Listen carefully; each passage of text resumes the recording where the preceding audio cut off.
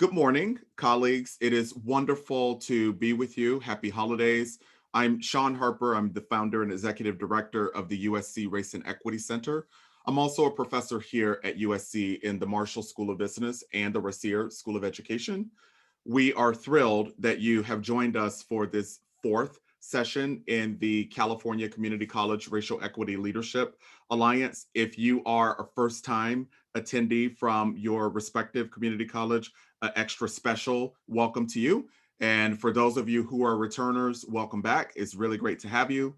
As you all know, the topic for today's 3-hour, very engaging professional learning experience is meaningfully integrating race and racial topics across the curriculum. As many of you know, right, at most colleges and universities, including my own, we don't integrate race so well across the curriculum. In many instances, there is a course on race in an academic program or department, more often than not taught by a person of color. Other times, there is a week in a professor's syllabus that is the diversity week or the scholars of color or people of color week, and the 14 remaining weeks, not so much. So, what I want to help us do today is think very deeply about how to integrate racial topics throughout a 15-week semester, as well as how to not have just the one obligatory multicultural or diversity or race focused course, but how to have these topics show up in every course that's offered in an academic department or field. Let me also acknowledge that Tiffany is with us today. She appears as Captioner Tiffany. Tiffany is captioning the event. So if you need it, you just click on the closed caption button and at either the top or the bottom of your Zoom screen, and you should be able to capture um, Tiffany's caption of today's session. Tiffany, thank you so much for being here. All right, without further ado, I am going to get us into the content of today's session. And I'm going to start in a place that is seemingly political. I do not mean for it to be. But as you can see here, there was an article um, back in September in the Washington Post. You see the headline here that President Trump alleges left wing indoctrination in schools and vows to create a national commission to push more pro American history. So, in other words, this was really about an attempt to not have us engage in the truth about America's racial history. Um, you know, the engagement of, topics around slavery and the slaughter of indigenous persons, for some folks are, seen as un-American, although those things actually happened here in the United States of America. They are very much, as a matter of fact, American. But yet, there are some very serious opinions that we should not be bringing in these topics about race and racism and America's racial past and America's racial history and present into the classroom. So let me invite 5 of you to unmute your mics and share with us why you think we should be teaching about these topics. So again, um, understanding that there are some folks who believe that we shouldn't be, I would love to hear 5 of you talk about why we ought to be sure in our community colleges to teach about race. So if you raise your blue Zoom hand, I will call on you and invite you to unmute your mics. Let's start with Armia. Yes, good morning. Good Can morning. you hear me okay? We can. Okay, thank you for this opportunity. I was just reading this morning about how, well, this is why I think it's important. I was just reading an article this morning where they were stating that everyone acknowledges 1619 is when Africans were brought here. However, that devalues the fact that there were African slaves before that. So we predate even the establishment of America.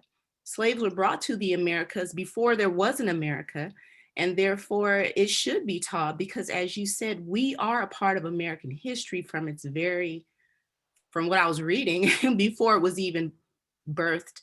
And so that's why I think it's important. Thank you so much, Armia. I really appreciate you going first, and I also appreciate the substance of your contribution. Let's go next to Brian. Hi, thanks for calling on me. I appreciate it. You know, I teach in the theater arts, and so I look at this a lot from an artistic perspective and a historical perspective. And we deal with a lot of the erasure of people in general already in the arts. I think if you look on television and you look historically at the theater and even in music, we don't give credence to those who actually created the art forms that we are practicing, and especially in white culture that we've basically stolen from other cultures. And so when we get to forgetting not only the atrocities that have been perpetuated against people of color, indigenous people, we can even look to the Bracero program historically with Mexican Americans. And as a Californian, just the erasure of Mexico completely by taking it over. I think we do ourselves a huge disservice by not recognizing not only the atrocities that have happened, that continue to happen, but also the things that we enjoy in our day-to-day entertainment. When we don't give and honor the people who brought those things to us, jazz, blues, musical theater even, we are doing a huge disservice to everybody, and we continue to erase and erase and erase and erase. You know, even Pride festivals have erased the beginnings of who started Pride. So I think it's important that we continue to attack this at every level. And when we recognize art that we're watching, know where it came from, know why it exists and why it's here. Brian, that was so good. It was so good and especially useful. Thank you so much. Let's go, Alicia, Aaron, Manuel, Elmida, and Joaquin. And we'll stop there. Is it Alicia or Alicia? Alicia. Alicia. It's Alicia. Hi, good morning.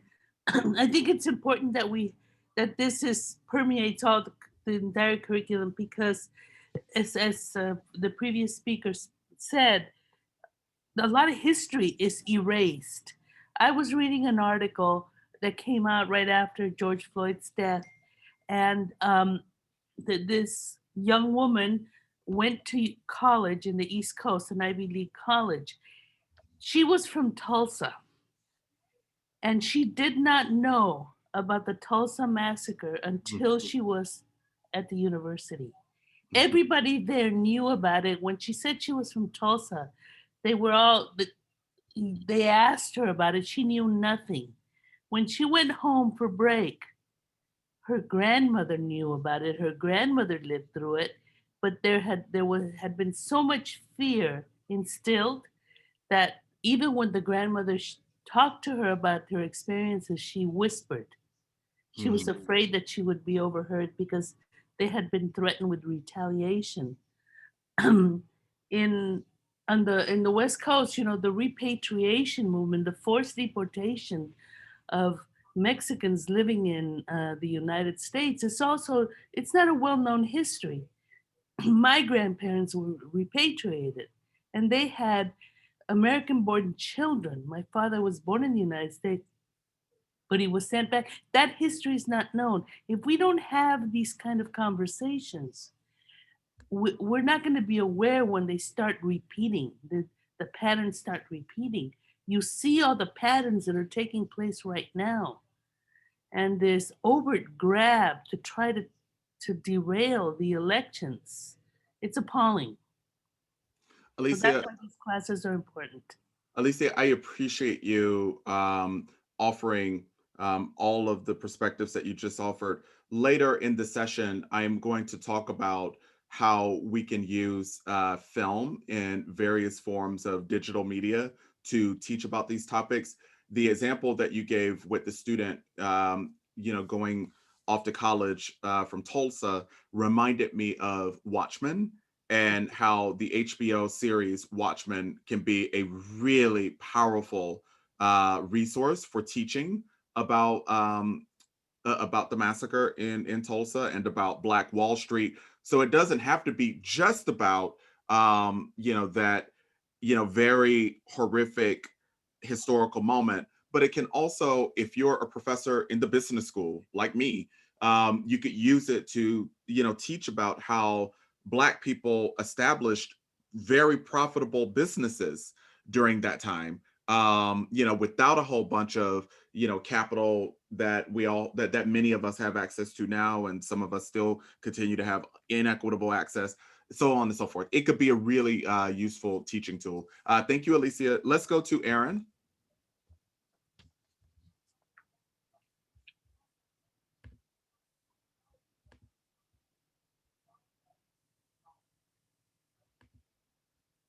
Aaron. There we go. Sorry, pardon the technology. Thank you, Dr. Harper. What I really wanted to share was a bit of my own experience, and that is, I would say that I grew up ignorant, not stupid, but ignorant. I grew up with every form of privilege that a person can have in the country, and a healthy dose of it. And I grew up outside of Syracuse, New York.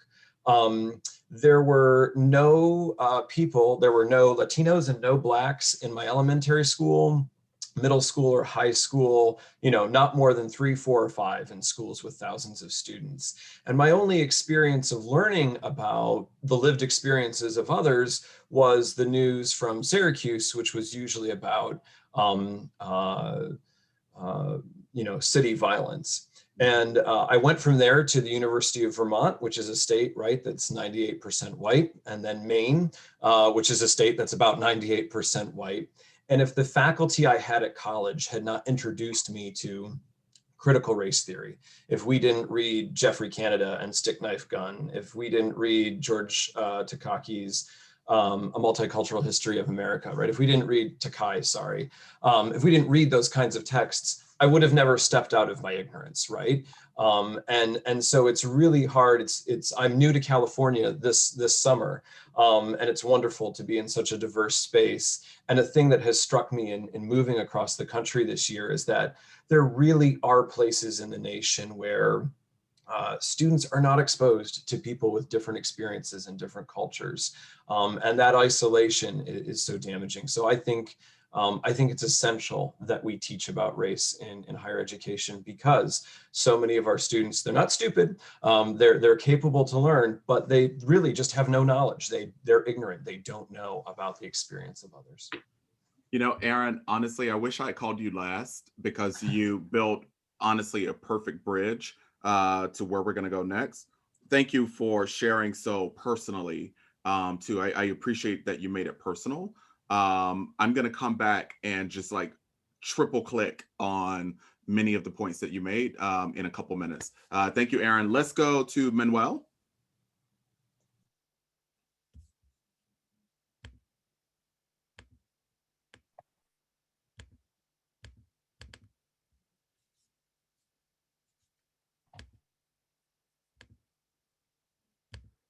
Manuel, Can you hear me now? We can. Good morning. I am so sorry. Like Aaron, I'm struggling with the technology. When the VP of Academic Affairs invited me to participate, I jumped on the opportunity for the simple reason that I remain in that world of ignorance that Aaron described so eloquently. I came to the United States from Mexico City when I was 17, too many years ago. And I was familiar with class relations and biases in Mexico City, but I had no experience with races where I grew up. And I went into the field of mathematics. I've been teaching mathematics for 28 years, and it's been a nice bubble that affords me the luxury to think that I can stay away from these controversial issues that are difficult to discuss. And as a result, I never developed the language to discuss them. And now that I have been thrust upon this new mode of teaching online, which is new to me, and I have had to re-examine my assumptions and my values, trying to adapt my teaching of this very objective science to this new environment, I find myself coming across blind spots over and over and over again that have made me a little bit ashamed of how I have operated over, almost 3 decades without ever questioning how assumptions that I make about the students that I serve, whether it's conscious or not, have a negative effect. And I come from a field where, 40% passing rates are not unusual. 60% retention rates are considered normal. And when things sort of deviate from that, because you start making changes that have produced positive change, the first reaction from my community is to question whether I'm watering down the curriculum, or whether these efforts to be more equitable are in fact detrimental to the students at large, especially, quote, the good ones. So I am here looking for a new language that will enable me to grapple, one, with my blind spots and allow me to grow. I realize very well that I'm in the last, in the tail end of my career, the last third for sure. But I don't think it's too late to for this old dog to learn new tricks and to understand that there's something meaningful beyond the content of a subject that I love that I can bring into the classroom to make this a better place for everybody. So Manuel, I especially appreciate, similar to Aaron, that you made this personal and that you offered just here in front of 224 colleagues, right? Just a declaration that, we don't do this well. We, including me, including you, right? That there's an opportunity here to still learn. I think that's really amazing. Manuel, I'm especially glad that you are representing the mathematicians today, because a lot of times, faculty, colleagues in the STEM fields broadly, and in math, most especially, have convinced themselves that math is math. There is no way to racialize the teaching and learning of math. I'm going to come back when we get to the actual concrete methodologies for doing this. And I'm going to talk specifically about mathematics and other STEM fields when we get there. Thank you, Manuel. Let's go quickly to our last two. Almeda, thank you for waiting. And then we'll end with Joaquin.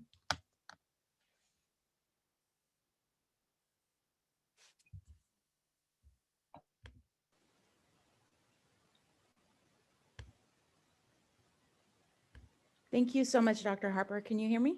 We can. Thank you so much. Thank you for the opportunity. I just wanted to echo what my colleagues have already shared, that integrating information about race is so important in what we do in our classrooms, especially since if we are not talking about this very important issue daily, regularly, with all that we do in our classrooms, then we are ignoring the truth. And when we do that, we send messages to our students that not everyone matters, right? And that it's not important. So integrating discussions and modeling these behaviors in our classrooms are extremely important to make sure that all of our students know that they are important, that they matter, that every race is what makes this country great. Thank you. Excellent. Thank you, Almeda. I really appreciate it. Last but not least. Maybe I'm just really simple-minded, but I'm thinking about our students, and I hope that teaching about race and seeing them represented, I teach STEM in a STEM field, gives them this kind of confidence, this kind of motivation to succeed, to see other stories about other people making a contribution. And hence, I kind of hope that some of our students also are part of this pro-American history, where they make a positive impact on our society. Joaquin, I really appreciate that you center the students here. Um, you all work at the California community colleges, right? The student body across the California community colleges is remarkably diverse. Joaquin is exactly right that there is a particular erasure that happens with the overwhelming majority of our students when we fail to integrate their cultural lives, cultural interests, and cultural histories into and across the curriculum is especially important everywhere. Certainly in Vermont and Maine, but it's even more, I would argue, consequential here in California, given the diversity of the student body at the places where you all work. This was great. Thank you all for the first 6 of you for weighing in. Let's go quickly here. Let me just invite maybe 3 dissenting voices. Why should we not teach about this stuff? Why should we continue to not integrate these topics across the curriculum? I have a scary suspicion that you wouldn't be here for today's session if you thought that teaching about race was a bad idea. But I do want to make space for at least some dissenting voices here. Anybody want to offer some reasons why we shouldn't teach about this stuff? Great. Let's go Nora, Sean, Joel, and Sharon. Let's start with Nora. Hi, everyone. Hi, Nora. So I don't think that we should not teach about race. And I do teach English, so it makes it pretty easy to include literature of a lot of different backgrounds, cultures, races, and orientations. But I will say the reason I raised my hand is because sometimes I have the fear of not doing it adequately. And so it's not necessarily the reason to not teach it, but I sort of try to place myself in, how do I do this right?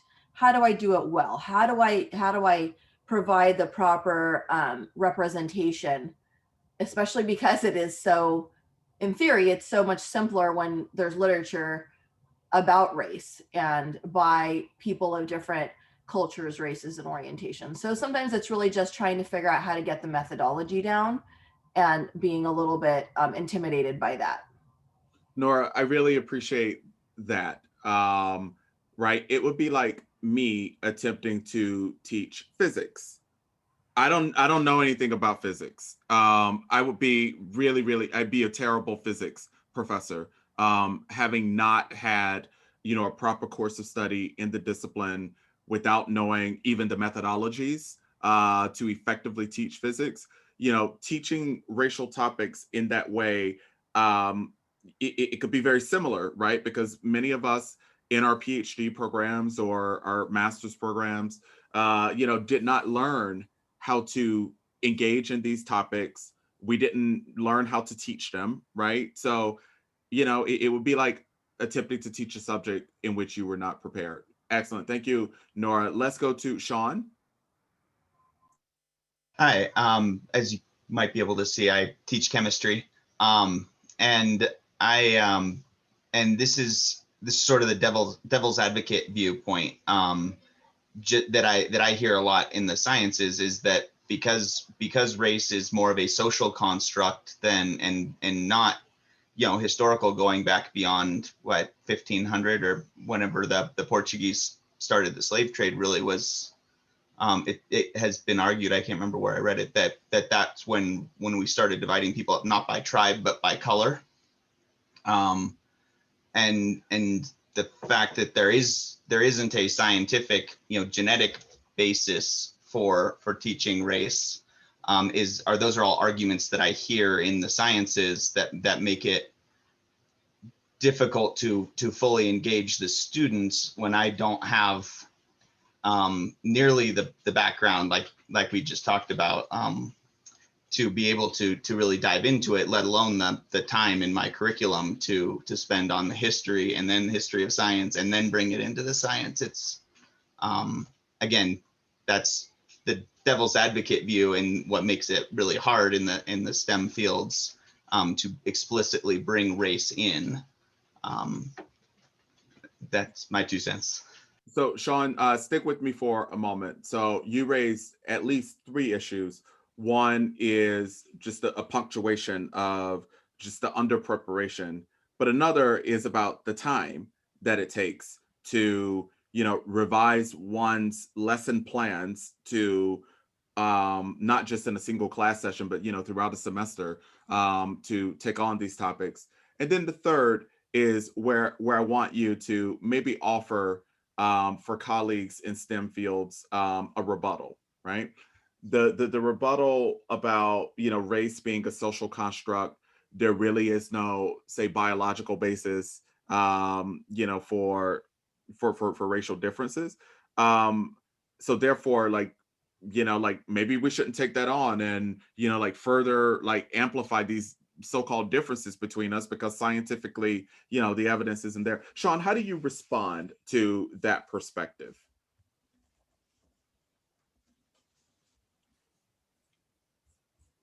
Oh wait, Sean, I believe you are muted. Okay, Thank there you. I mean,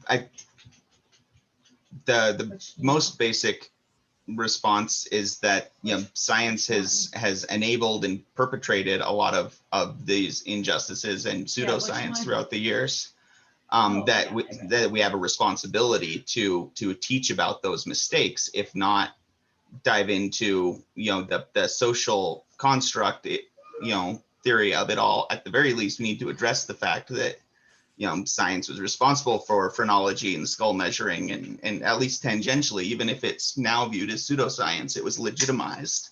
And I think it's important to teach that as part of the scientific method. We also have a responsibility to shine a light on where science has failed, both in describing the universe and in helping and raising up people equally across the board. Excellent. Thank you, Sean. Let's go to Shireen. Did I pronounce your name correctly? Yes, you did. I know it's hard, but I just wanted to say this is not a view that I share, but I teach mostly international relations, comparative politics, a lot of global studies. And when I'm looking at the issue, I look at it through the lens of colonialism and imperialism and the impact that has had on political and economic development on regions across the world. And that has been justified based on this notion of racial superiority, right? So when I'm teaching it from that perspective, I do notice that my students are more willing to explore issues of race. But I also teach American government, and I teach it in Orange County, which is a conservative area. And in that course, I do get pushback from my students that teaching race can be a very polarizing issue, right? That increases polarization in our society, and that we should just now move on. We should move from this, place onward. We are all American, and that the past is the past, and by delving more into it, we are undermining democracy within the United States. So it's interesting to notice these different reactions based on the different kinds of courses.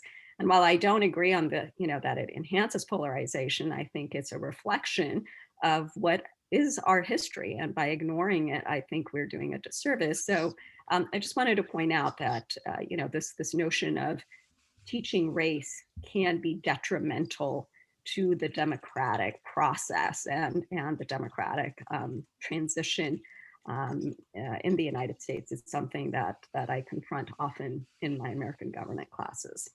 Shireen, you have me thinking about a couple things. One is how people who teach these courses, and this has been studied and repeatedly published, people who teach these topics tend to get lower course evaluations from students, and disproportionately is faculty of color, right? Is faculty members who are not white who are teaching these things. So there's that. The second that you had me thinking about, especially when you situated the course in Orange County, it made me think about how when teaching about race is countercultural in an academic space, then there is resistance to the one person who's doing it. But my experience has been that if indeed we are integrating it across the curriculum, students then come to expect and appreciate that we're going to engage in teaching and learning and conversations about this stuff everywhere. And it makes it not so jarring or not so polarizing, right? Because it's not just in the one course where they're expected to engage. Excellent, very good, thank you. Last but certainly not least, Joel. Hi, Dr. Harper. Hi.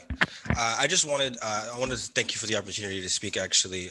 I teach communication studies, and I wanted to echo what Shireen just said, and that was when I'm thinking of the Arizona ethnic studies ban and some of the rationale that came out of that, and I'm thinking that a lot of folks feel that teaching about race may produce this sense of polarization and lead to some kind of factioning of groups versus other groups and us versus them dichotomy. And I think that language is strong. I think it's a big reason why people fear that they're going to either breed resentment or make people feel like just uncomfortable. So I wanted to echo that comment.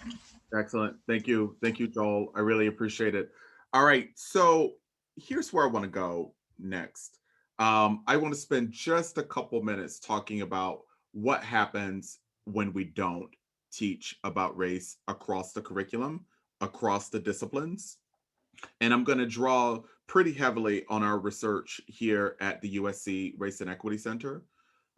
We have done now what we call a life course analysis of racial learning.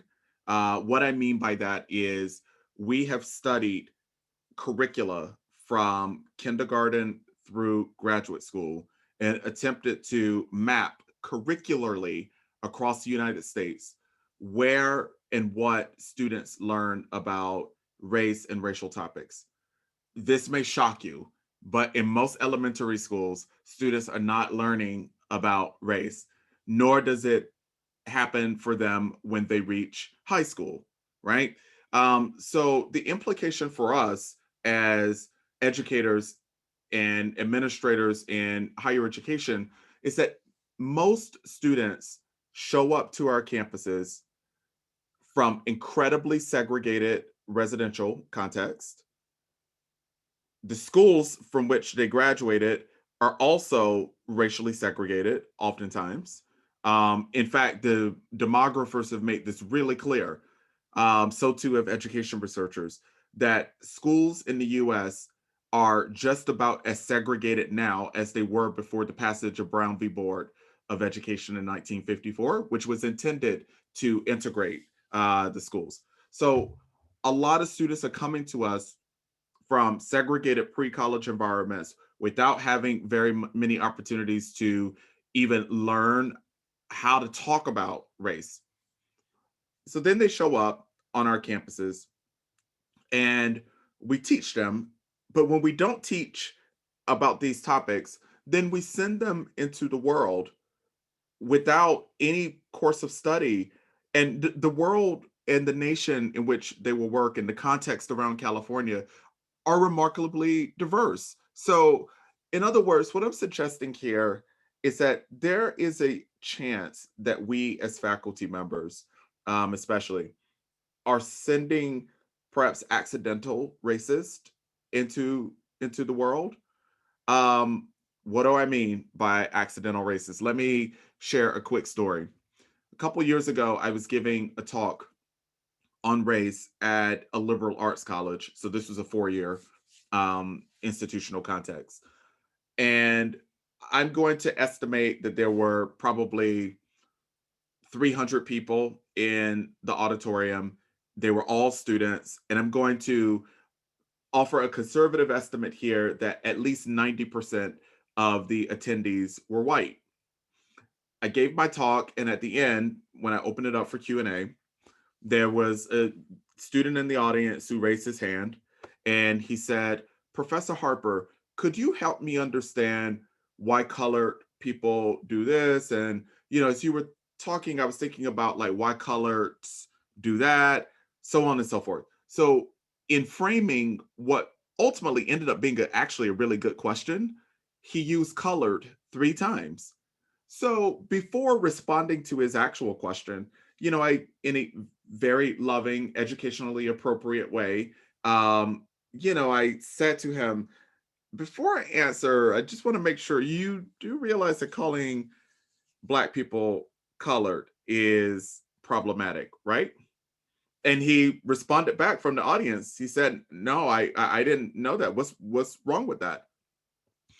Maintaining my appropriate educational posture, I then went on to give him a really concise, sort of lesson in the historical baggage and the historical significance of calling Black people colors. He got it. All right. So at the end of the event, several students came up to the podium, almost all of them white, to just, talk with me. Almost all of them apologized. They were like, "Oh my God, that one ignorant guy, we're so sorry." And I was like, "No, no, no, it's all good." Well, eventually the guy himself came up. His name is Chris. We subsequently became Facebook friends. Chris was mortified, right? He was really embarrassed. And he was like, "Professor Harper, I'm so sorry. I didn't mean to offend you." I was like, "No, Chris, you didn't offend me."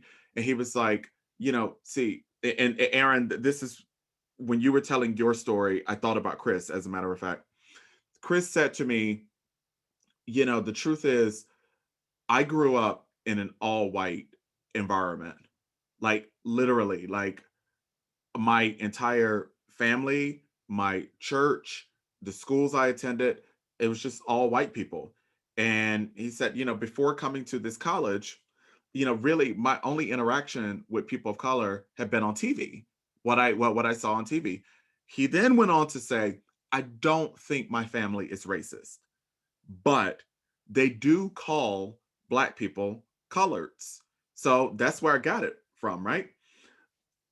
And he kept apologizing. I was like, "Chris, it's all good. We're good." So I tried to put him at ease by engaging him, in just some small talk. I was like, "Oh, Chris, you mentioned that you're from a small town. I'm from a small town. What small town are you from? Chris, what's your major here at the college?" He told me his major. Sociology was his major, by the way. Then I said, "Chris, what year are you here at the college?" This was March. Chris was graduating in May. Chris was about to go into the world with a bachelor's degree in hand, thinking that it is totally okay to call Black people coloreds.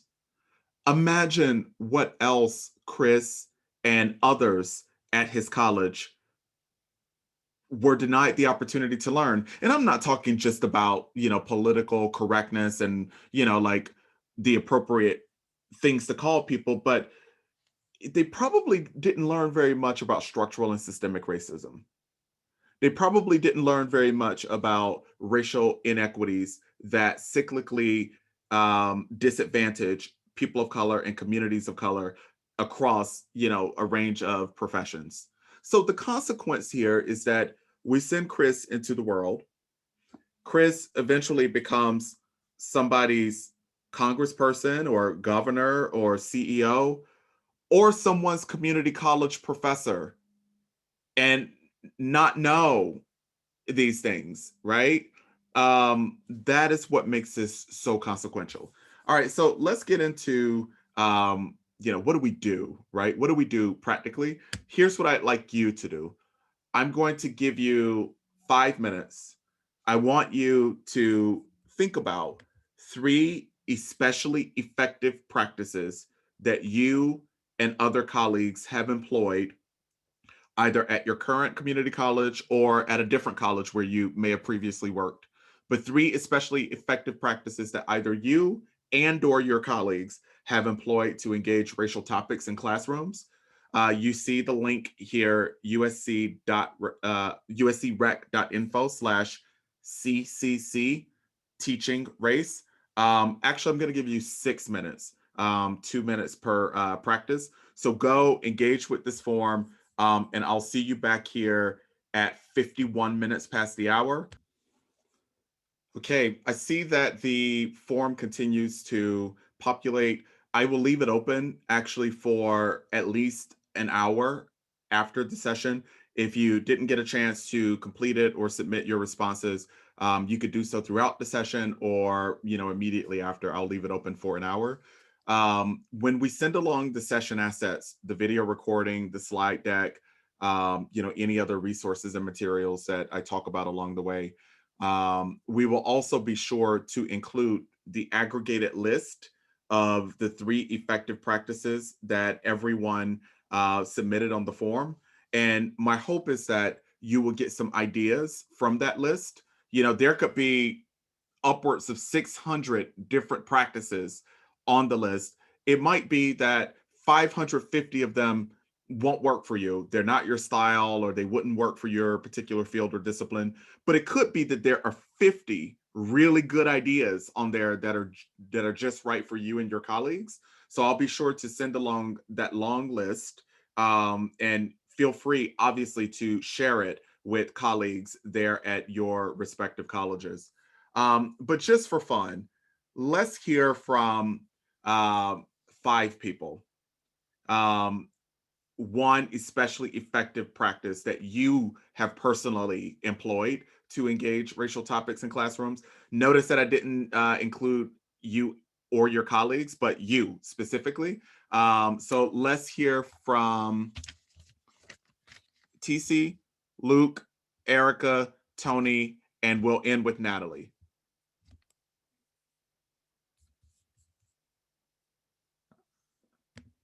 Give me 1 second. Let me do something. Okay. Everybody should be able to unmute now. Sorry, TC. Okay. I was like, it won't let me unmute. Okay, so one of the things that actually a couple of things that go along with each other that I do in my class is start out by talking about the good, bad binary and how that sort of keeps us from having these conversations about race. TC, So real fast, tell us what you teach. this particular class is a cultural competency class or cross-cultural competency class. So we have that conversation early on because a lot of people are stuck in this sort of belief that I'm a good person and as such, I can't be racist or I can't carry racist ideas or engage in racist behaviors. When we look, on the other side, we see it's the bad people, it's the KKK, it's whoever, those are the people that are bad. But when we can accept that good people hurt and harm, that good people carry racist ideas, that good people, are ignorant and don't necessarily know, we can move beyond and have conversations and move toward change. So that's a big thing that really helps. But along with that, I start all of my classes by reading the Brave Space poem. I don't know if any of you are familiar with it. If you're not, look it up. It really creates an environment where students are willing to talk about things that are uncomfortable. I get them comfortable being uncomfortable. And I read it at the start of every class, and it's very effective. Excellent. Very good. Thank you, TC, for those. Let's go to Luke.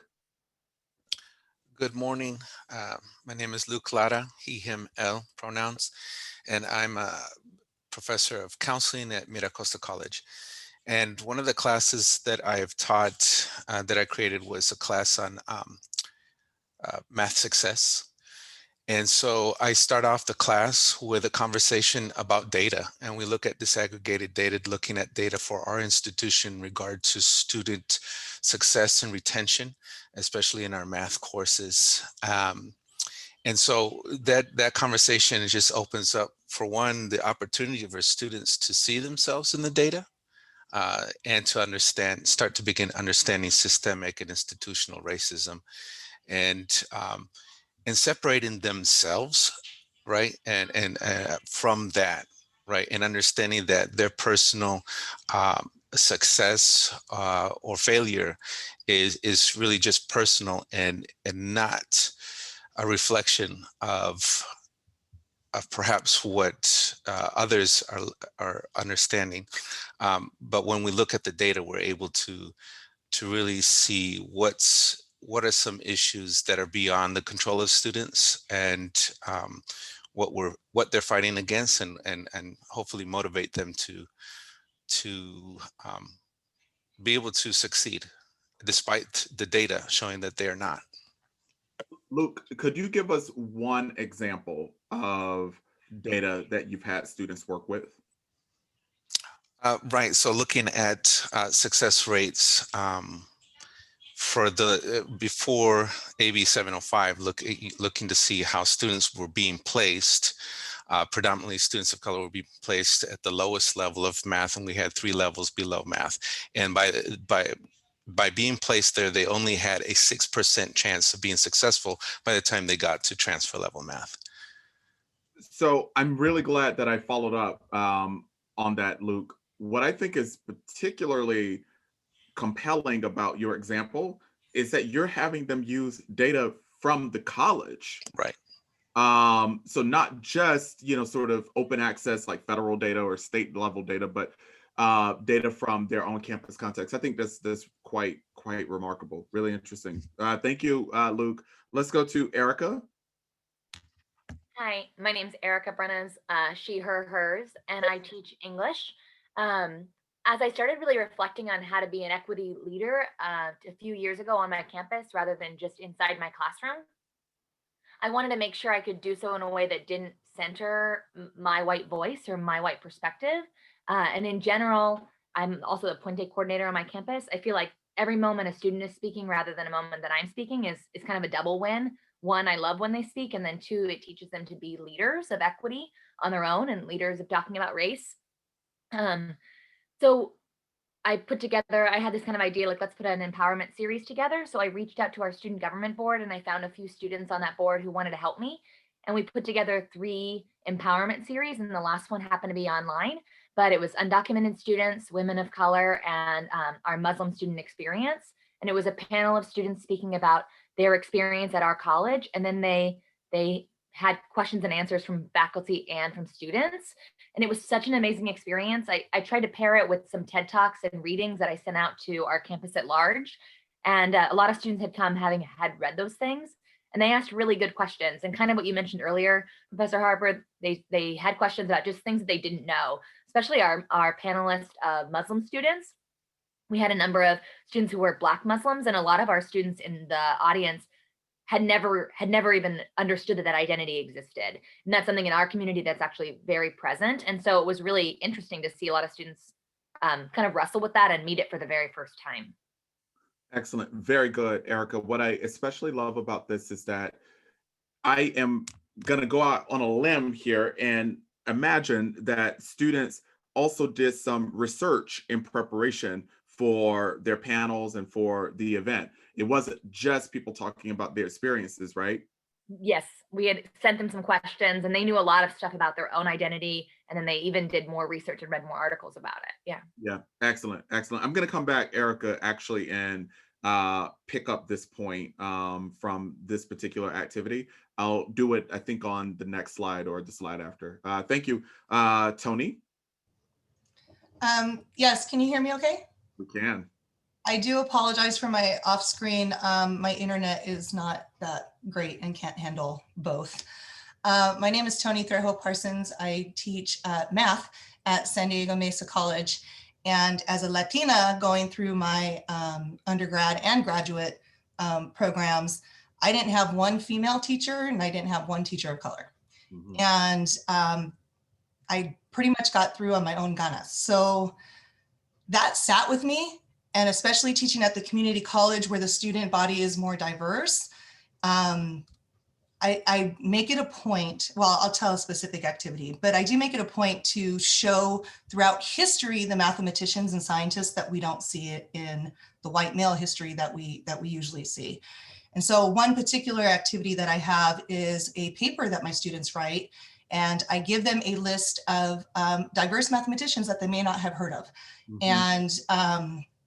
And they can choose which one they want to write about, but a little mini research paper, but they look them up and discover, they have to talk about the contributions of that particular mathematician, tie it to what we're learning in the classroom. How does this sound like anything that we're learning in this particular classroom? And I've taught them, I've done this activity in algebra. I've done it in all the classes that I've taught. And so making a connection, and I've had students come back to me, particularly I'm thinking of one student, a Black male student, who was like, that's the first time I've seen myself in math. And so that really stuck with me. And I was like, and that was the first time I had done the paper, and I went, oh, this will be every semester. So yeah, it really did, just really connecting to those stories that we don't hear and that aren't written in the books, and trying to find those stories. Excellent, Tony. Very, very, very good. I'm going to come back in a few minutes and engage some of the points that you just made. Very good. Last but certainly not least, Natalie, thank you for waiting. No problem. Good morning, Dr. Harper. My name's Natalie, and I teach composition courses and literature courses at Cerritos College. And one practice I do early in the semester is I engage the students in a discussion about names, the way in which they want us to reference their particular group.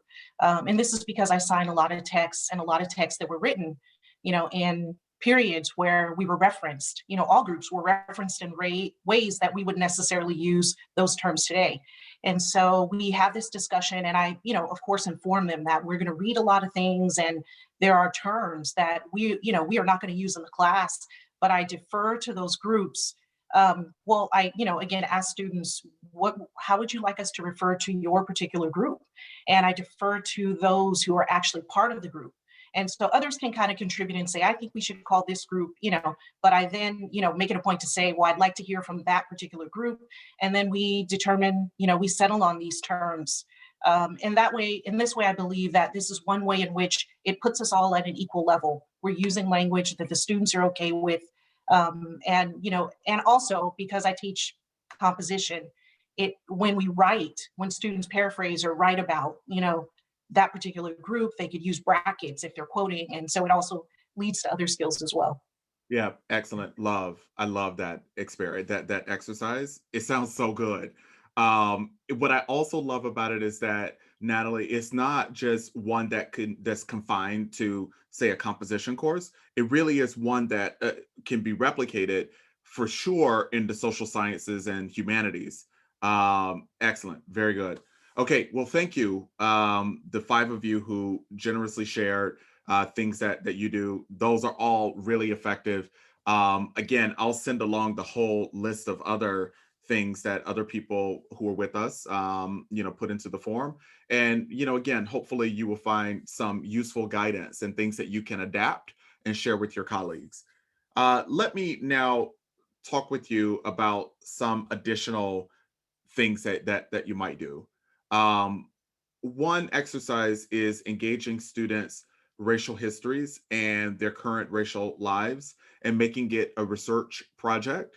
Having them, not only trace back, their ancestry, but also, I'm thinking about that example that I believe it was Elmita shared of the student in Tulsa, right? When we assign students the task of, tracing back and studying their communities and the racial history of their communities, that's where students might discover, right, that there has been historical and perhaps even contemporary harm in their communities. Their current racial lives, I'm thinking about a project where, students can study their current neighborhoods and look for racial inequities. This is where I believe it was Luke who talked about using statistics from the campus context. We could also use data and statistics from various communities across California and make that a researchable project and make statistics.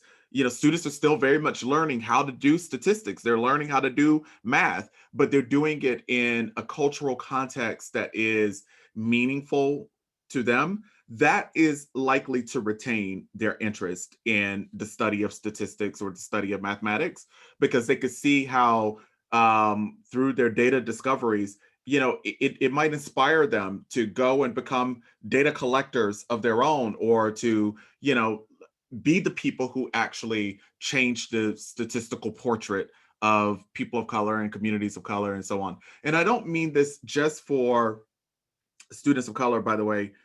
This is important for white students as well.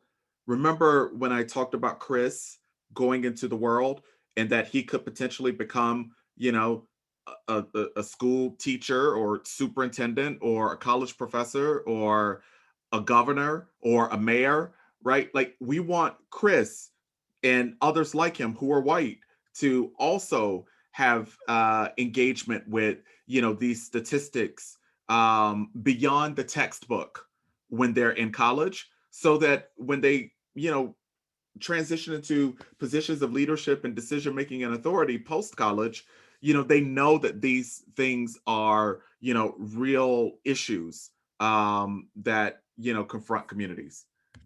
Another is having students do a specific racial inequity research project, either as individuals or in teams. One really brilliant example that I heard from a colleague at Diablo Valley College this summer was a project on molecules that hurt my people, or molecules that hurt my community.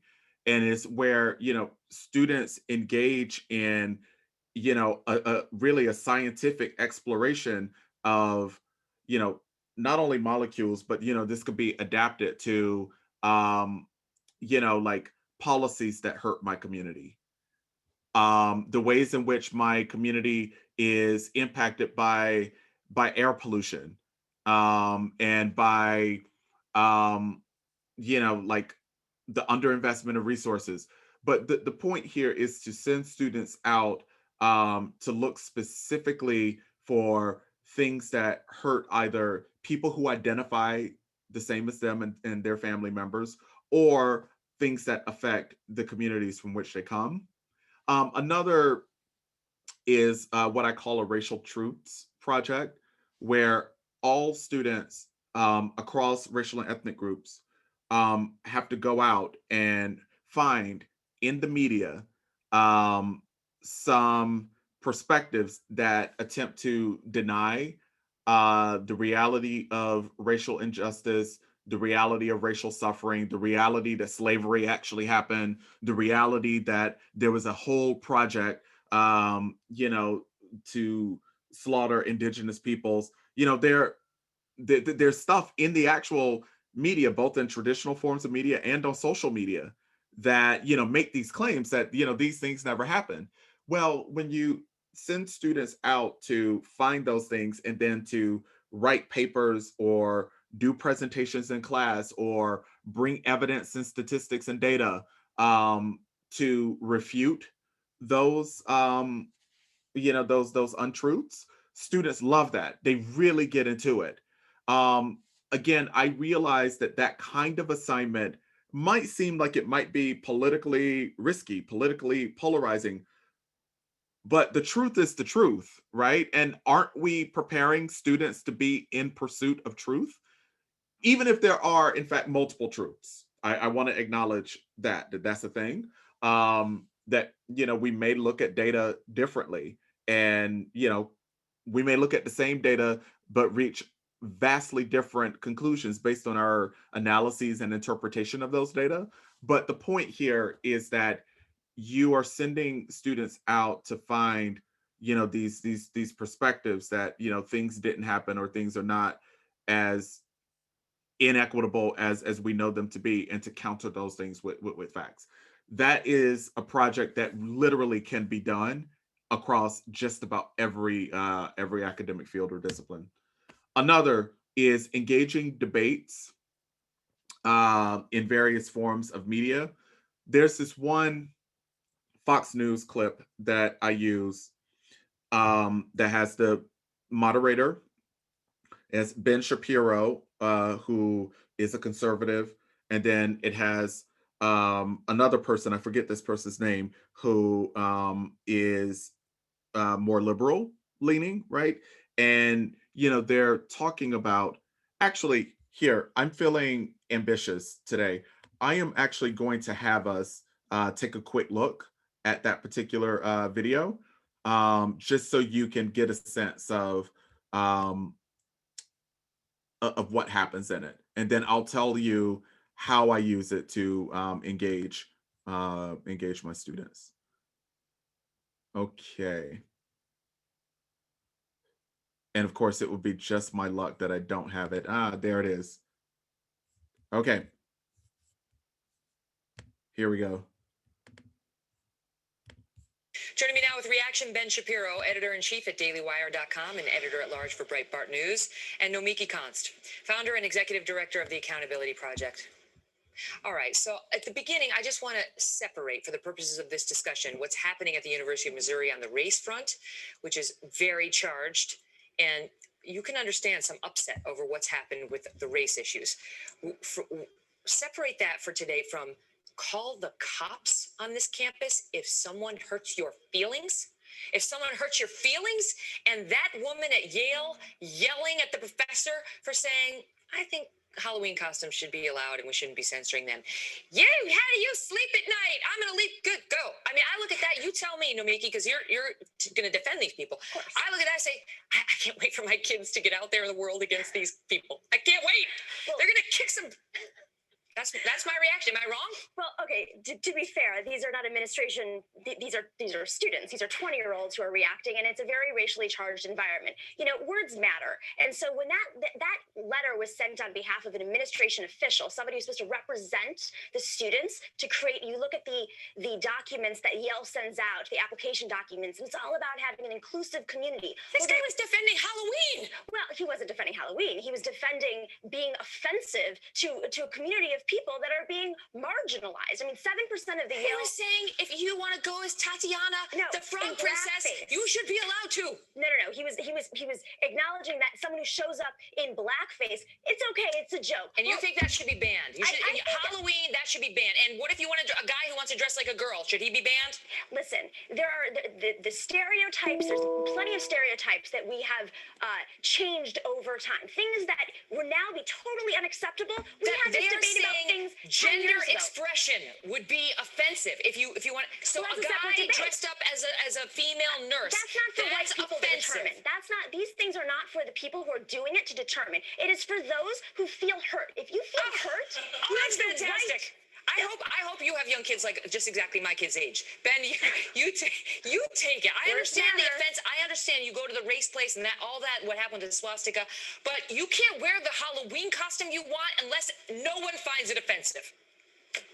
Well, now the selectively offended get to run the rest of the country. I mean, this is what we are creating. We are creating a society of panty-waist fascists. What we are creating is a group of people who are oversensitive to everything and then are willing to call the cops as soon as they are offended. It's actually incredible, and it's a violation of the First Amendment, which you saw with a professor from the Mass Communications Department at Missouri telling reporters that they have no right to be there, and at Yale you have students shouting people down. If this is the climate that we're supposed to create, if this is supposed to create openness and tolerance on the campus, I'm missing the openness and tolerance in let's call the police if I'm mildly offended because my feelings have been hurt. I mean, this is creating a country of crazy people. How can you watch this and not go crazy and think that everyone who's involved in it is crazy in the first place? How about that from the communications department, Nomiki? Listen, shutting down the student reporters I don't from agree with filming the that. protests she was promoting. Guess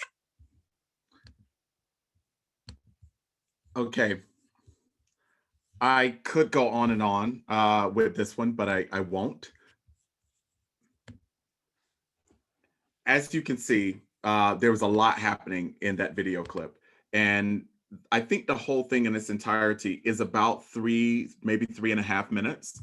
But I believe that there is a lot that can be used from a clip like that one, obviously in communication and journalism courses, but also in political science courses. What I also find especially useful with this particular clip is that it doesn't really engage race, right? Like it is a fairly raceless discussion. So I have my students go and racialize that discussion because the students that they're talking about who are the so-called selectively offended, those are Black and brown and indigenous and Asian students. They're students of color.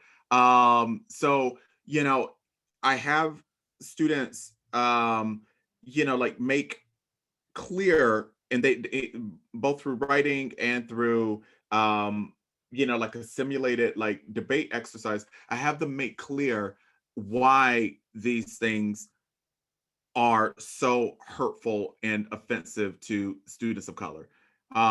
It becomes a really, really fun way to engage. Sometimes I even replicate the exercise and I have students debate each other, and half of the class, have to take on a perspective that actually may not be theirs, but they're doing it so that we can find some reasonableness in arguments, right? So the whole task is about, honestly, not who wins, but about finding reasonableness in arguments around racial topics.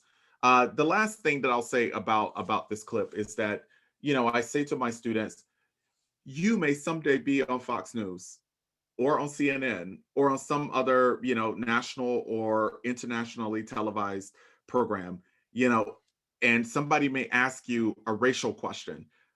As part of your preparation here in college, we got to develop the muscle, right? So that you have the muscle to speak back and to speak knowledgeably and comfortably about these topics, so that you don't get, stomped if you're on a televised news program, or if you're the mayor of your town, or if you are, the owner of your mechanic shop, and your shop has been accused of, racial discrimination, so on and so forth.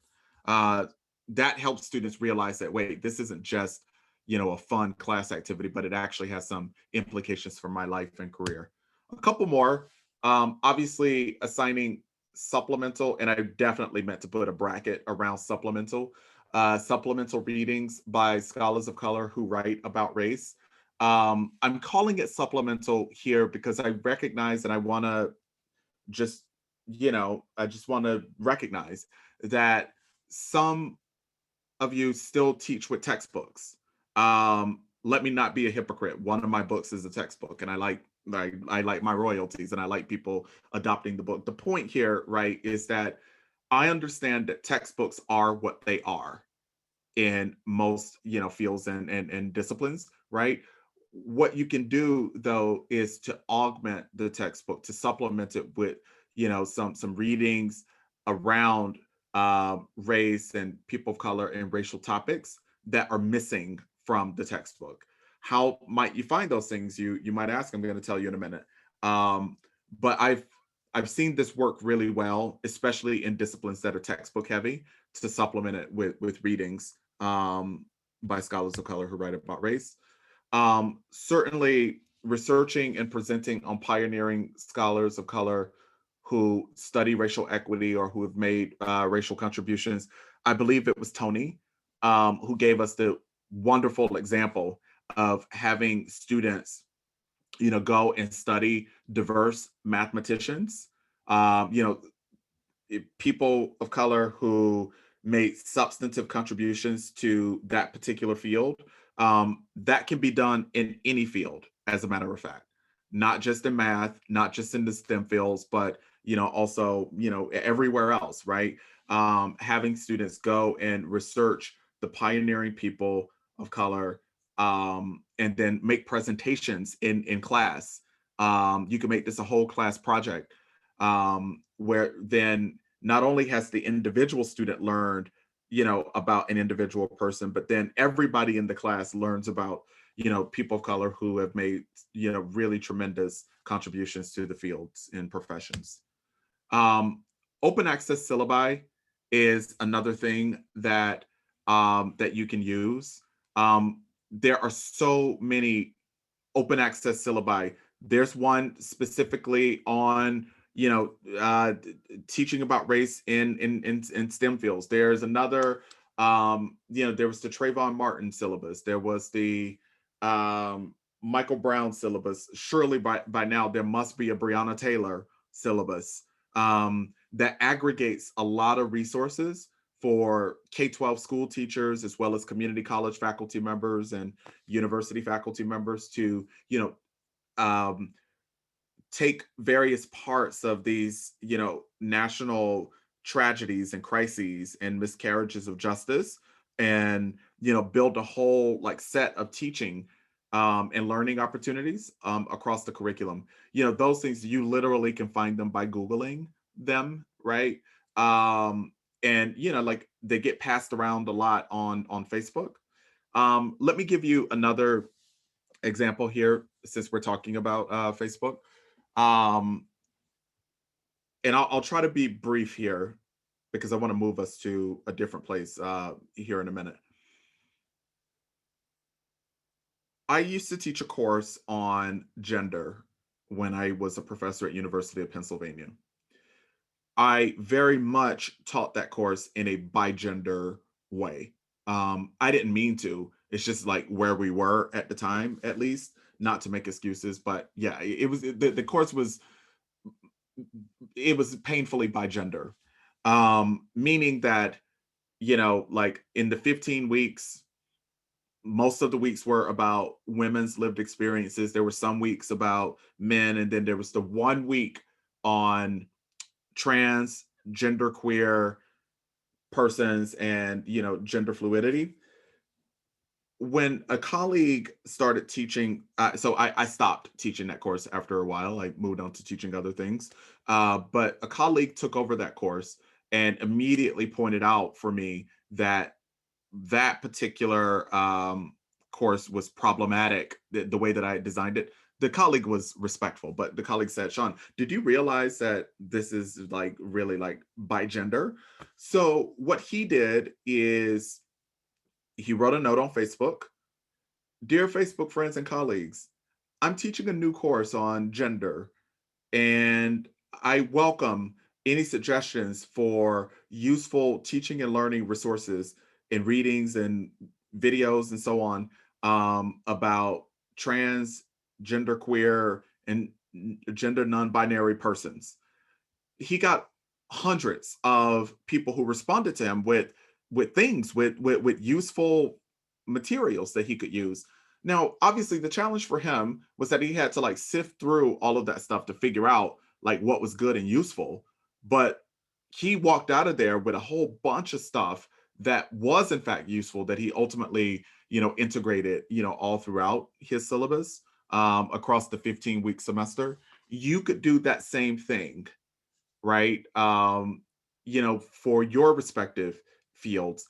Given the way that the algorithms work in Facebook anyway, my sense is that most of your friends who are colleagues are probably colleagues in your particular field or discipline. So this will be a way of getting some free ideas from colleagues at other colleges and universities around the country who are in your area, who could give you, you know, some good things that they do to teach about race in their respective courses.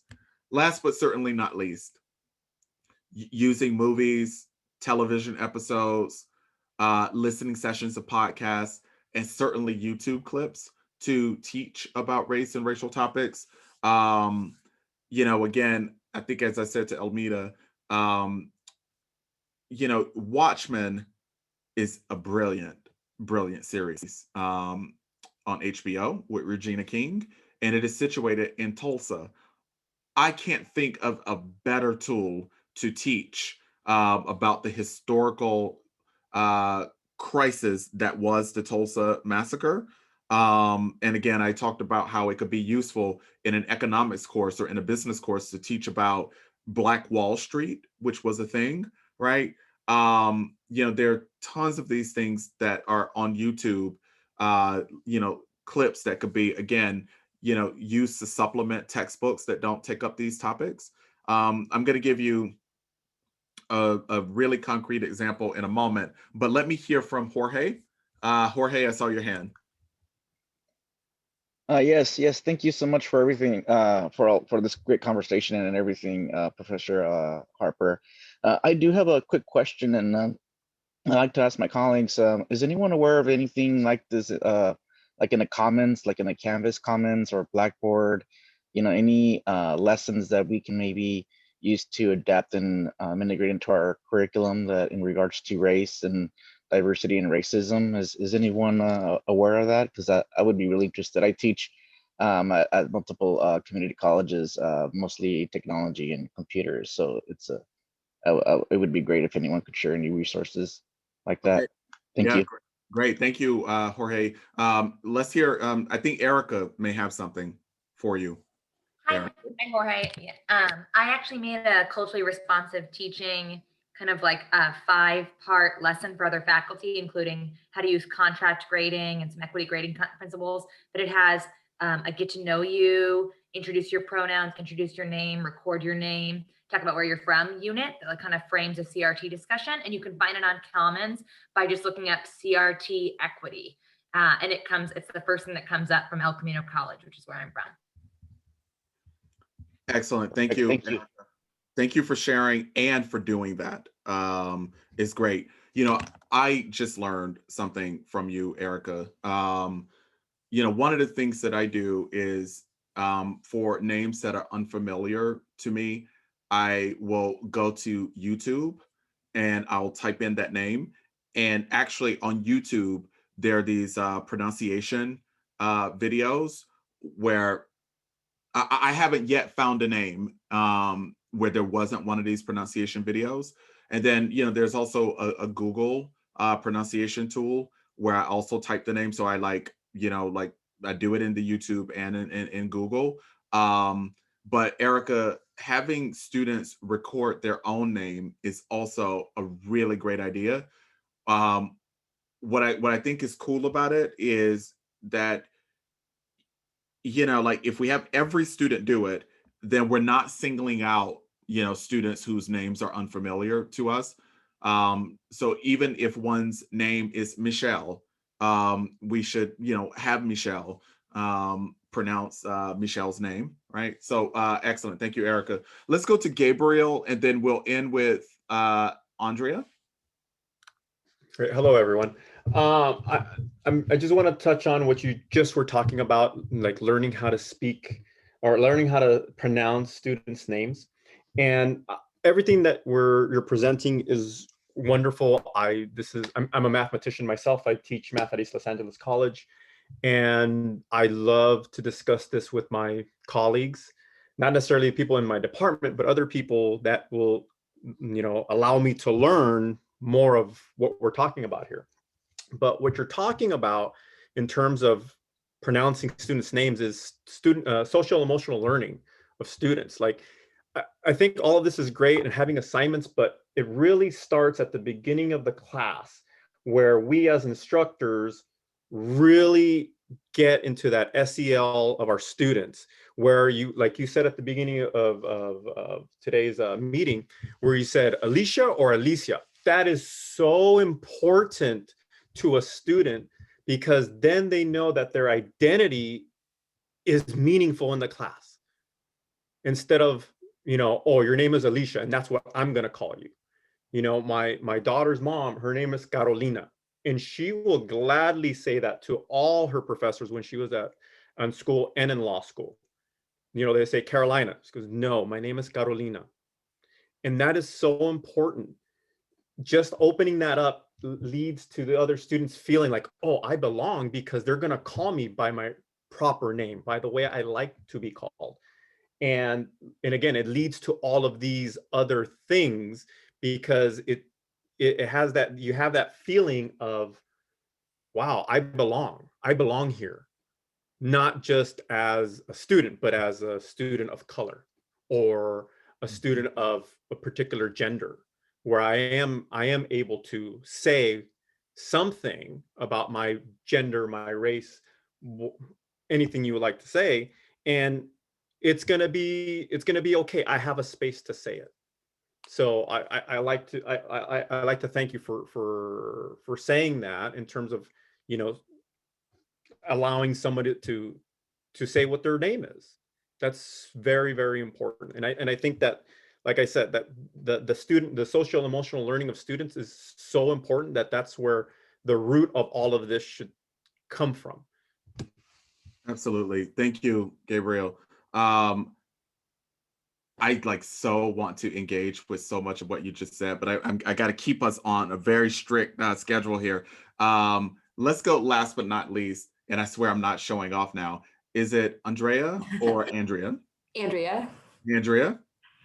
I had a question on that last bullet. I've had a lot of success with podcasts and videos, and you mentioned Watchmen, and the issue and the question I have is around if there's somewhere where folks are sharing suggestions for resources on specific topics and specific disciplines, because I feel like even if each one of us is fervently, feverishly scouring the media and watching everything, content is produced so fast that we're never going to quite be able to know what's out there.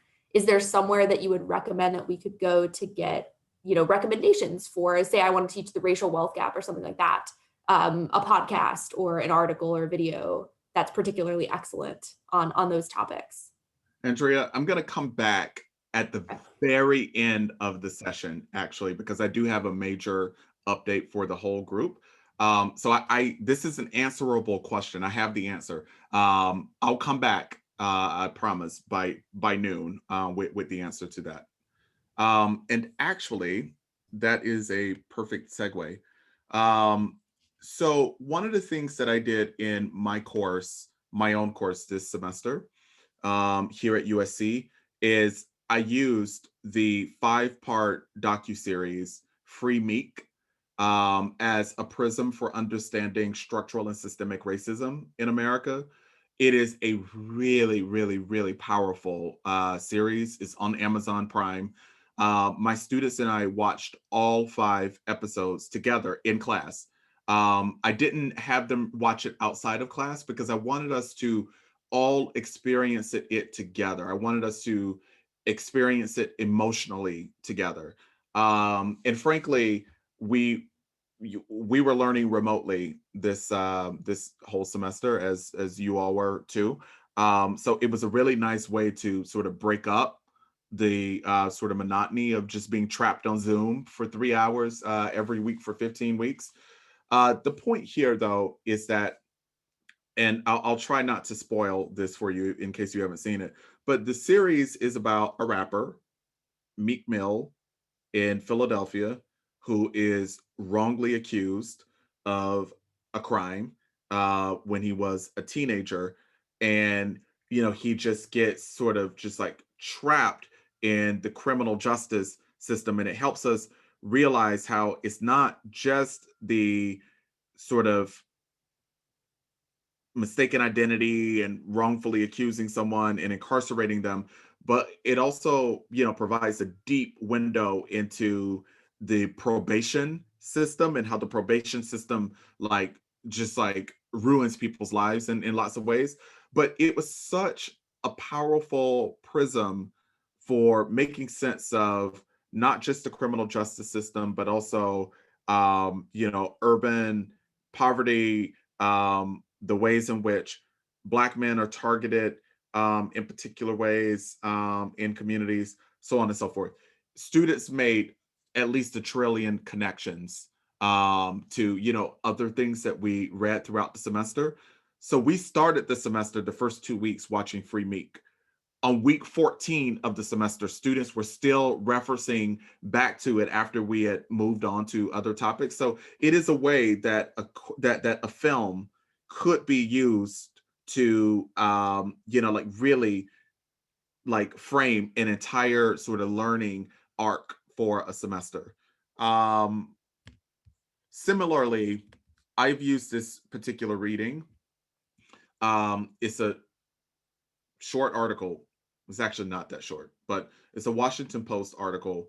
As you can see here, Janelle Ross titled it, "Why You Should Know What Happened in Freddie Gray's Life Long Before His Death."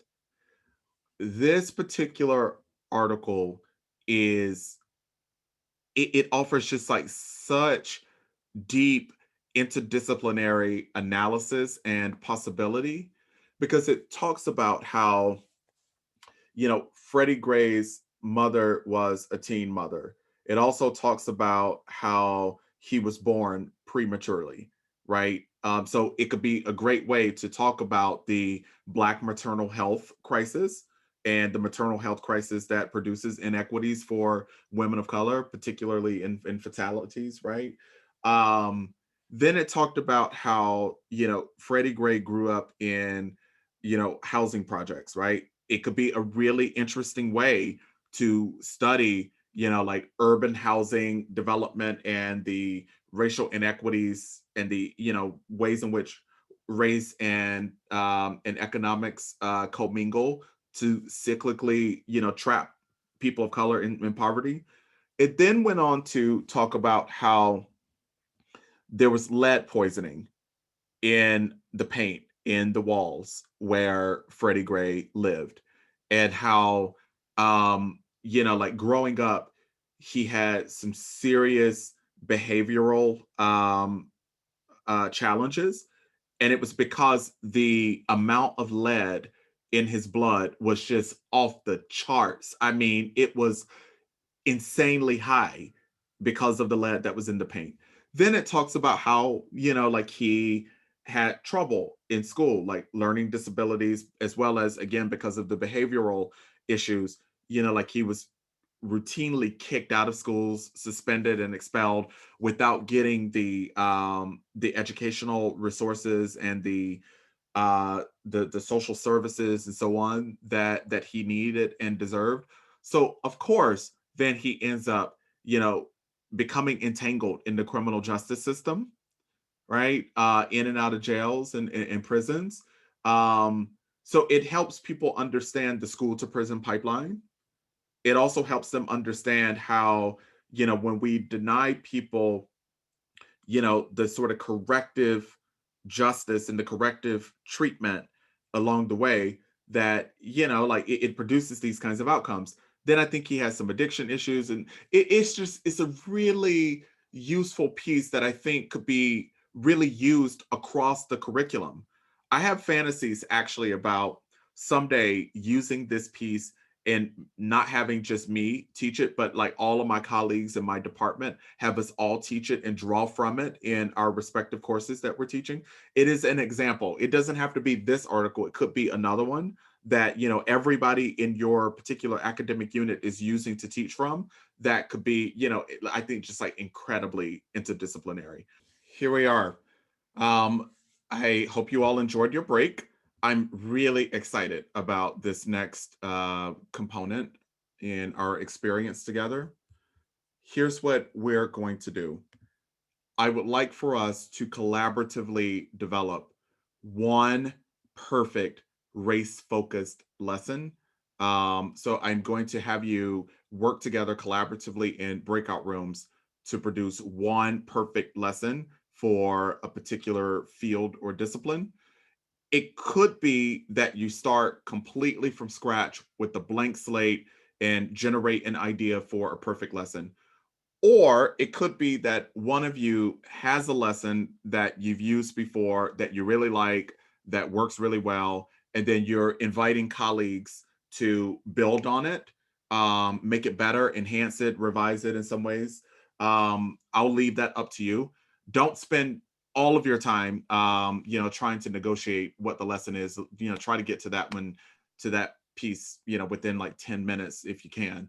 I'm going to have you choose a breakout room. I've pre-created them. Look, this is definitely not an exhaustive list of academic fields and disciplines. And I realize that in rooms 5 and 6, it's going to be especially tough for you because the social sciences and the humanities are so expansive. Just do the best you can. But you all will opt into one of these rooms. If the first 12 just don't appeal to you, there is an option to join room 13, where, let's treat that one as the interdisciplinary room, where there'll be others there to think with you and collaborate with you. In your particular room, you're going to identify a lesson. You're going to agree on some learning outcomes for that lesson, activities that would be employed in the duration of an hour-long classroom learning experience. so the actual lesson plan for the hour. Any media assets or multimedia or digital resources that you might use to enhance the teaching about that particular lesson, any readings that you might assign to students, and assignments and learner assessments that you might give to ensure that students have indeed learned about the topic that's being taught in the 1 hour classroom experience. You can access a form that I've created here at uscrec.info/CCC perfect lesson. I am also putting the link in the chat to everyone, so you can access it there. It should be available in your breakout rooms when you get there. But again, uscrec.info/CCC perfect lesson. We only need one person per breakout room to capture your ideas and submit the form. So if you could, at the beginning of your time together, ask one very generous colleague to volunteer to be the person to capture the ideas and ultimately submit the form. At the end of this, again, when we send along all of the digital assets from today's session, we will include all 13 of these lessons, across the fields and disciplines for you to share with colleagues at your respective colleges. All right, it is 10:50. Someone just told me that humanities is listed twice. I am going to, the first person who responds is the winner. Give me a suggestion for Career education. Sorry. No English. Career education. English All right. competition. Oh no, we have a challenge here. Education, child development. Okay, wait, no, stop. So we're gonna go. Oh no, somebody just said career. So all right, here's what we're gonna do. Actually, someone typed English before the person yelled out career education. Sorry. Now, if the career education folks want to gather in room 13, I won't stop you. Someone just typed boo. That's hilarious. Okay, so that's what we'll do. I am going to change. I'm going to change room 10 to English. Okay, everyone, sorry about the abrupt ending to your time in your breakout rooms. I wanted to make sure that we had at least 15 minutes left at the end here to do some quick sharing. And then I want to take at least 2 of those minutes to give you an update, an exciting update about where the Alliance is heading in terms of the shareable materials. But first, let's do it this way. I see here on the form that only 6 of the 13 groups have submitted the form. The rest of you, if you could be sure to do that, that would be like super helpful so that we can share it, all 13 lessons with everybody. And again, you all could then share those with your colleagues on your respective campuses once you get them. I'm still inputting from the Google Doc that we're working on. Okay, that's It totally will be fine. submitted. That's totally fine. I'll leave it open for, the rest of the day, actually. So you could take some time even after this session if you haven't yet had an opportunity to submit. Okay. And somebody has asked for the link. I will put it in the chat here. Dr. Harper, how important is it to have everybody's names and college affiliations? Because that's like sort of time consuming. Like we had 18 people in our group or something like that. And our lesson plan isn't quite finished. So it's like probably more important to finish that. Like how much do you want like that accurate information about everybody in the group and their affiliations? It's definitely more important to finish the actual lesson itself. Honestly, I just wanted to, if we're going to share these lesson plans across all of the California community colleges that are in the Alliance, I just wanted to give credit where credit is due, to be honest. So let's do it this way. If you were in Jean's room, could you privately message Jean to let Jean know that you were in Jean's room? What if we do it that way? I should have taken a screenshot or something when we were all in there. No, that's totally okay. So yeah, let's do it that way. If you were with Jean Costello, and Jean, remind me which room? I was in the English room. If you were in the English room, just simply privately chat Jean here in Zoom to let her know. That'd be great. Thank you, Jean. Thanks. So I think we might have time for 2 of these lessons. Raise your hand if you are just like totally confident that your breakout room has like an amazing lesson that you've created that you'd like to share. Okay, Brian, no, with no hesitation. All right, let's hear it, Brian. We had only 3 of us in the room together, and we had a musician, an actor, and a historian with a basis in theater. So we decided to take a interdisciplinary look at a musical that a lot of people don't know. It's called Passing Strange by a man named Stu, who is a musician in LA. And it's about a young Black man who goes to find himself in Europe. And it's a kind of a jazz rock fusion musical. And we decided to come up with a list of objectives that looked at the storytelling component through the lens of Joseph Campbell and the hero's journey, identifying the Americanness of the music and how that related to Europe, and also identifying the inequities of a young Black man experiencing a coming of age story in a European society. And so we went through those outcomes and attached a classroom model that was more based on their discussion. So we thought they would have had a primary source to read, and they had to watch Passing Strange prior to class. And then we'd break them up into small groups to identify those inequities, present on them to the class, and then also look at how Black creatives had experiences in Europe during the early 20th century and compare his experience, which is very much late 20th century to early 20th century Black creatives in Europe, and identify. We also had one question was, because not everybody in the room is going to have the experience of being a young Black person finding themselves. So identifying his experience through your own cultural lens and see how those matched or did not match up. And so kind of personalizing the experience of him finding himself in Europe. So that was our lesson plan, and I can't wait to teach it in the spring. Yeah, honestly, Brian, like Tammy Marshall, I love this. Tammy typed in the chat that she loves this. So too do I. It's an incredible lesson. I really like it a lot. All right, great. Mirari. Hi. So we had like 34 people, maybe more in our group. We were the 48. It was so many of us, but we all came together. It was number 13, which is pretty much everybody in it. Okay.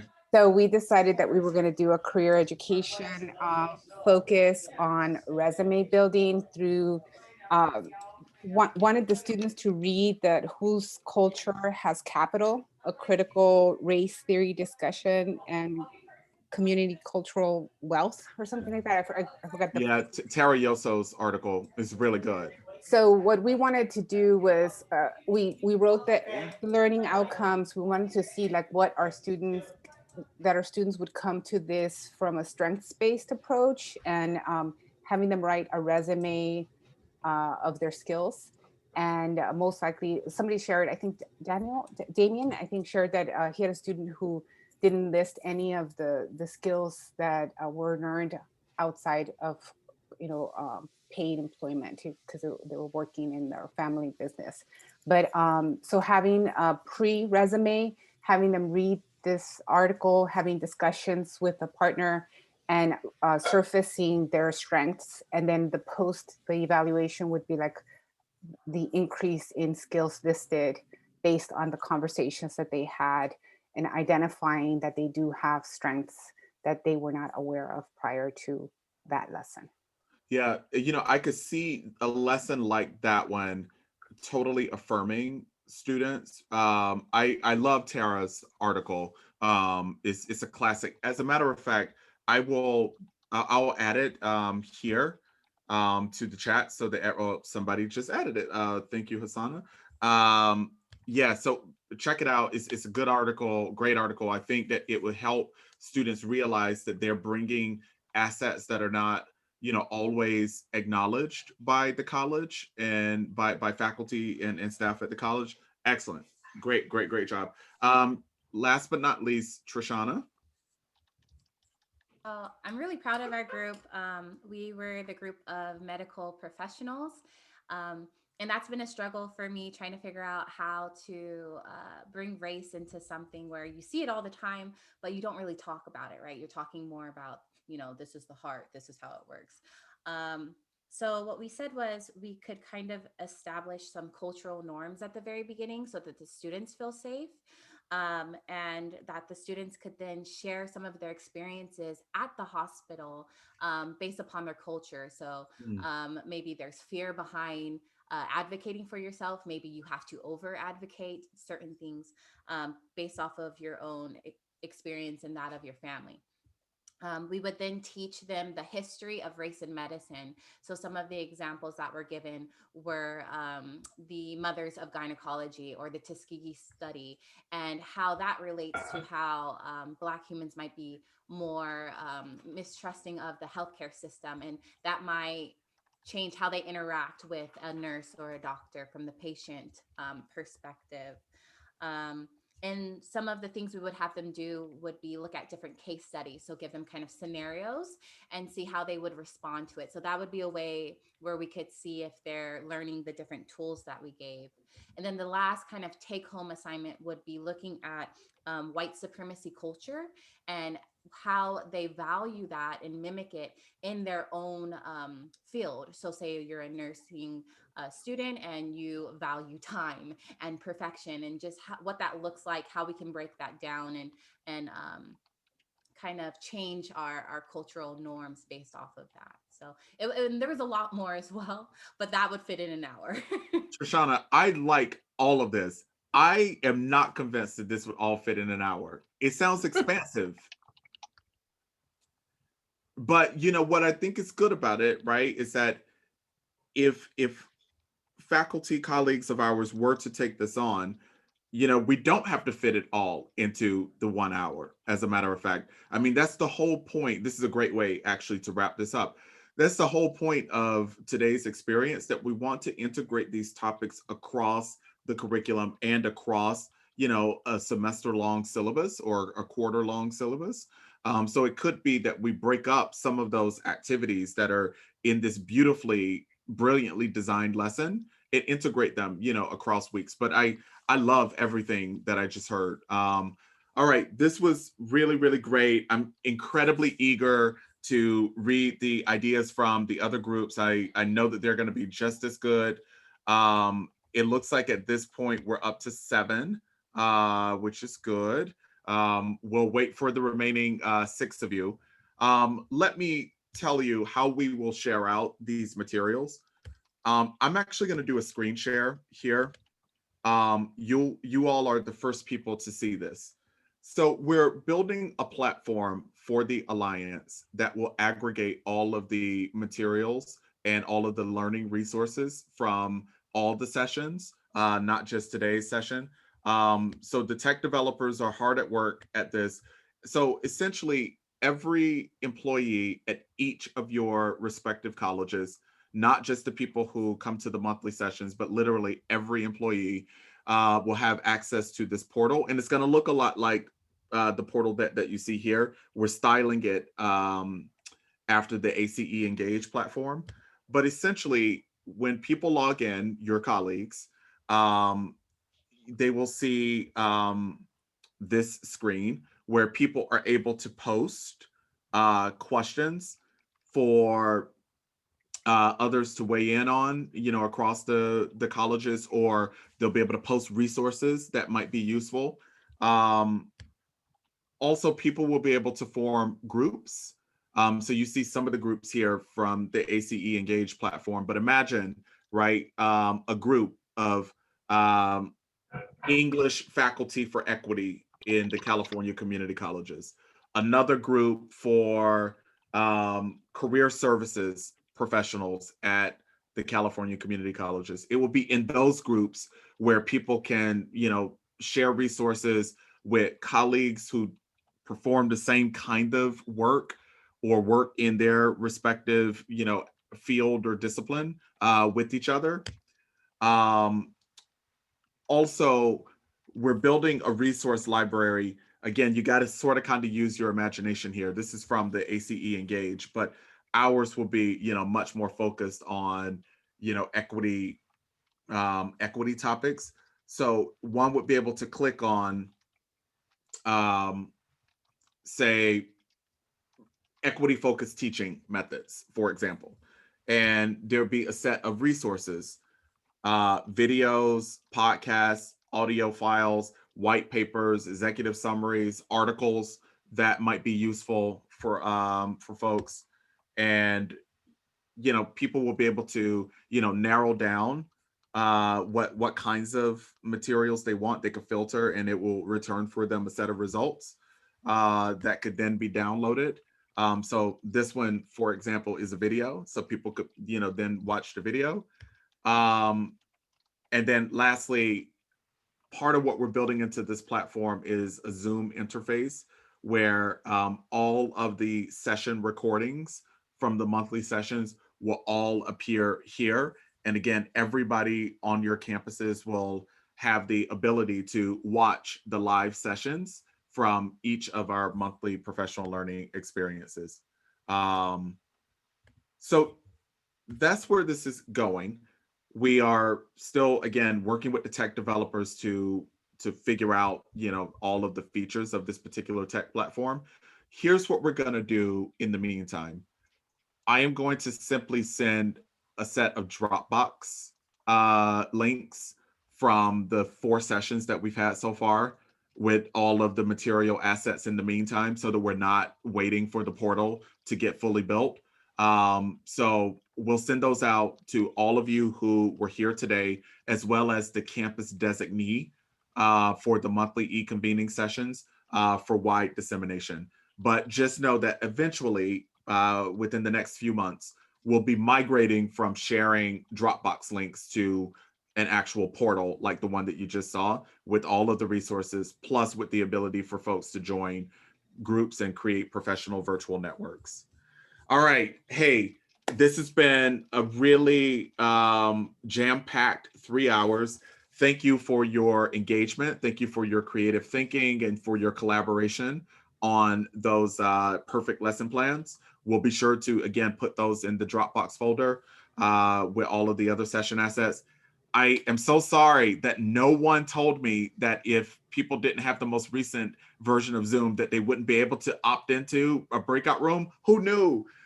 So sorry it took so long to get that all sorted out. I apologize for that. This is what happens when you get fancy. So, hey, thank you for bearing with me as I had to manually assign those of you who hadn't updated your Zoom. So do go and update your Zoom. Hey, everybody, happy holidays. Thank you for this great experience. And I'll be sure to send along the materials from today's session. Okay. Great Bye. job. Thank you. Thank you, everybody. Thank you all. Thank you. Take care. Bye. Bye, everyone. Happy holidays, everyone. Thank Happy you. holidays. Hi, everyone.